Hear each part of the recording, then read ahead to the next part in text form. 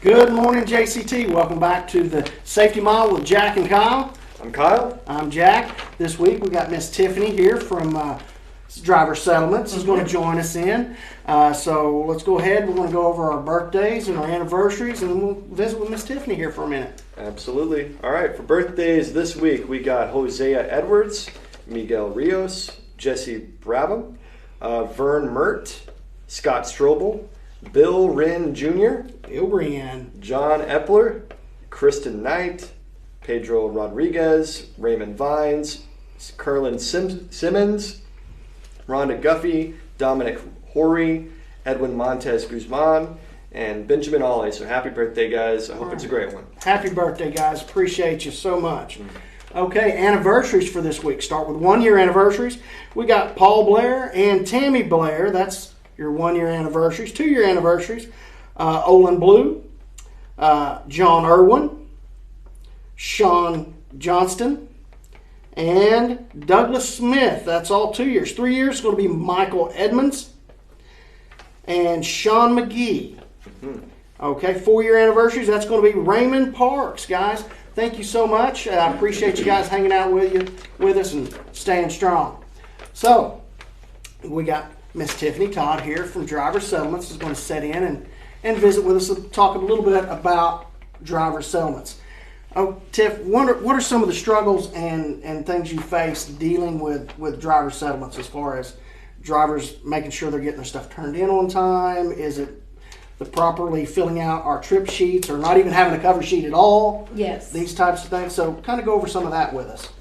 So we have to have trip sheets. Trip sheets are how drivers get paid.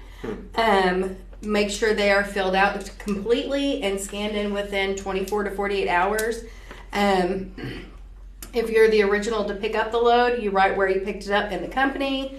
If you're dropping the load, where you're finaling it. If you're swapping it, you write and swap and where you're swapping with the other driver. Make sure you have your order number, your truck number, your trailer number, and your deadhead orders. But yes, make sure these are turned in for every load that you run. Okay, what's the importance of the little bubbles on here that you gotta? It's kind of like when you were in school doing testing. Okay. Each bubble you have here it's when it's transload, it kind of codes these for us, and then it makes sure that they go into the right load when they are transload. Okay, so it's like somebody with my handwriting, then you're going to be able to know exactly what the number is. If handwriting's not good here, we can tell where it is here. Awesome. Okay, that's really cool. Wonderful. Okay. Right on. All right. Late trips, these type of things. Lease drivers, the late trips are part of this program. Anything after, Thursday midnight is the cutoff. Anything after that, up until Sunday midnight, would need to be a late trip, which is a macro 52. In the event, you said 24 to 48 hours of the load. What happens if it's past that 48-hour period? We do a courtesy message and letting them know that, hey, we still have not received this trip. Can you try and get it in as quick as possible? I see, okay. So they can still submit it after the fact? Yes, they can, but we prefer to have it within the 24 to 48 hours. Okay. I remember those messages. 0 trips for this week. Yep, and we'll let you know. I remember those. Fridays by 10. Yes, cool.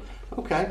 What are some of the struggles that you face with, drivers not understanding, or, what's one of your common phone calls?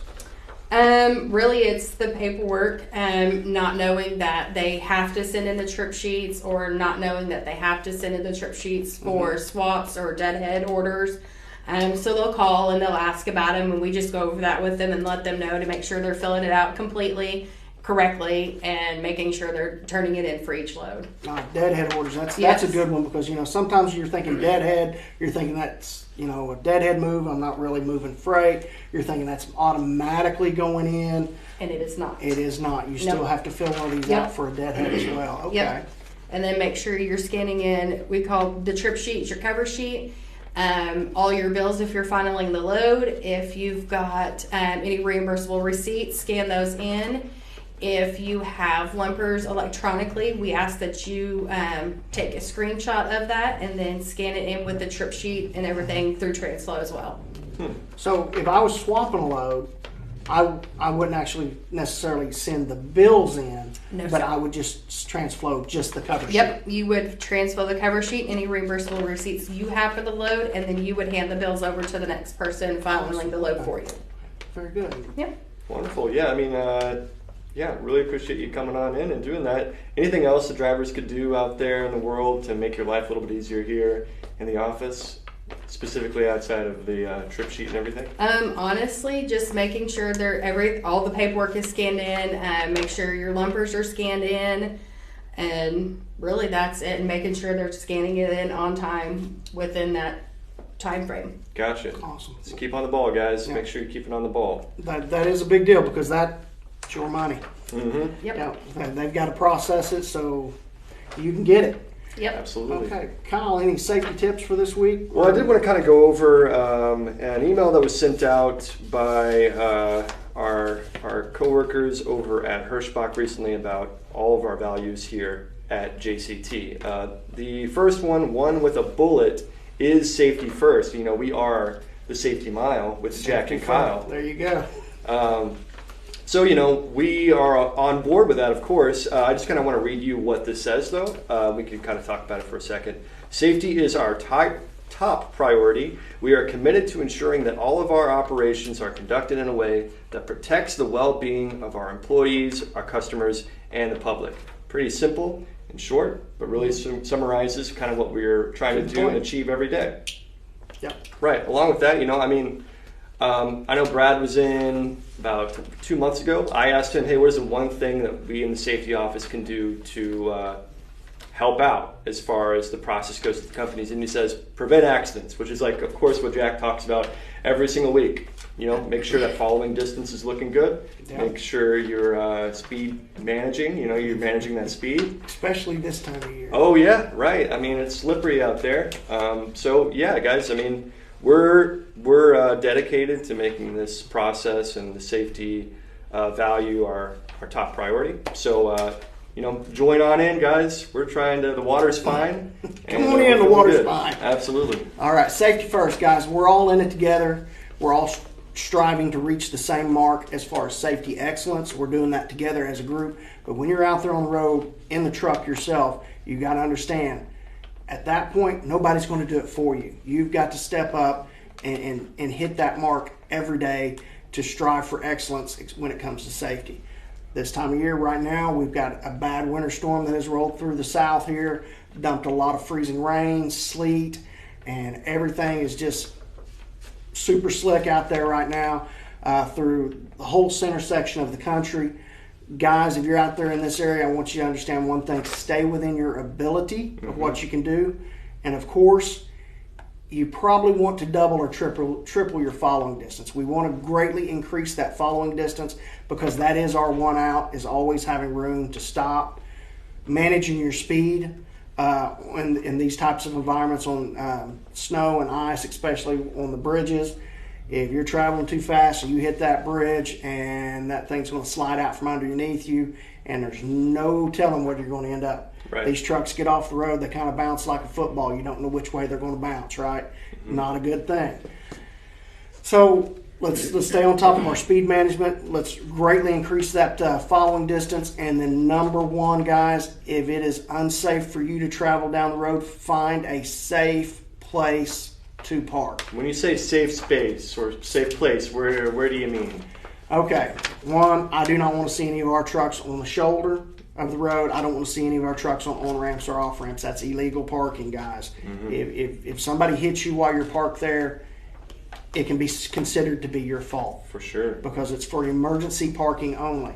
But emergency, I mean, the weather, that could be.